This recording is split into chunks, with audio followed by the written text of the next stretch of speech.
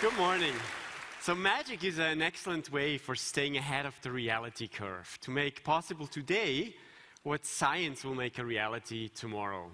As a cyber magician, I combine elements of illusion and science to give us a feel of how future technologies might be experienced. You've probably all heard of Google's Project Glass. It's new technology. You look through them, and the world you see is augmented with data.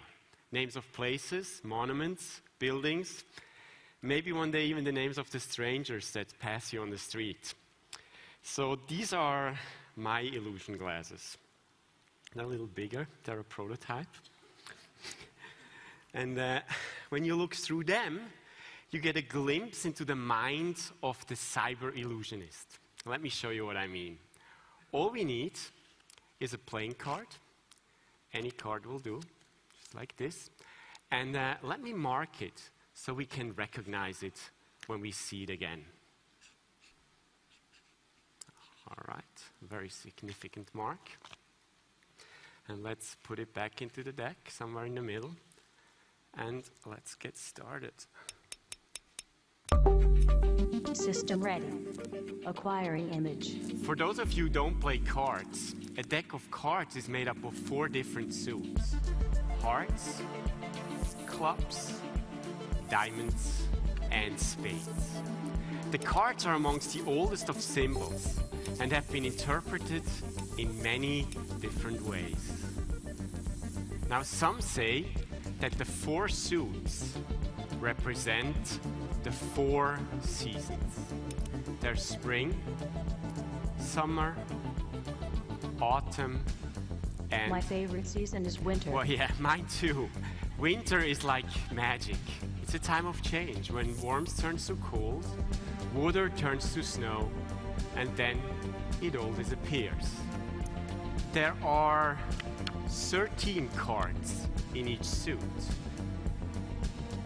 Each card represents a phase of the 13 lunar cycles. So over here is low tide, and over here is high tide, and in the middle is the moon. The moon is one of the most potent symbols of magic. There are 2 colors in a deck of cards. There is the color red and the color black, representing the constant change from day to night. Marco, I did not know you could do that. And is it a coincidence that there are 52 cards in a deck of cards, just as there are 52 weeks in a year? If you total all the spots on a deck of cards, the result is 365. Oh, 365, the number of days in a year. The number of days between each birthday. Make a wish. Don't tell, or it won't come true. Well, as a matter of fact, it was on my 6th birthday that I received my first deck of cards. And ever since that day, I have traveled around the world, performing magic for boys and girls, men and women, husbands and wives, even kings and queens.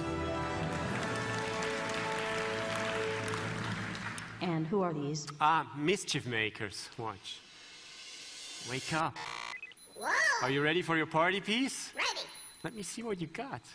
Presenting my pogo stick. Watch out. Whoa, whoa, whoa. But today, I am performing for a different kind of audience. I'm performing for you. Sign card detected. Well, sometimes people ask me, how do you become a magician? Is it a 9 to 5 job? Of course not. You got to practice 24/7. I don't literally mean 24 hours, 7 days a week. 24/7 is a little bit of an exaggeration. But it does take practice. Now, some people will say, well, magic, that must be the work of some evil, supernatural force.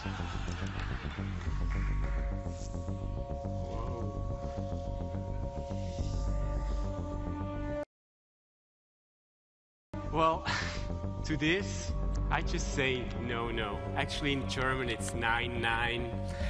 Magic isn't that intense. I have to warn you though, if you ever play with someone who deals cards like this, don't play for money.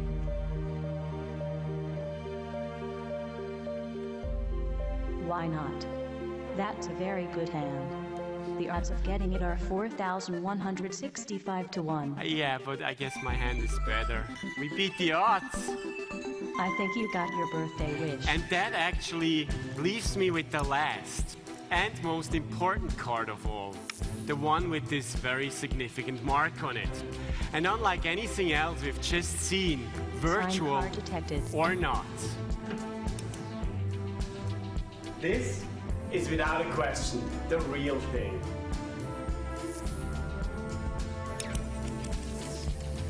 Bye-bye.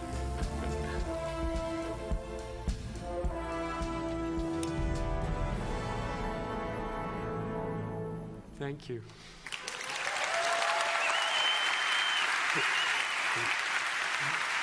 Thank you very much.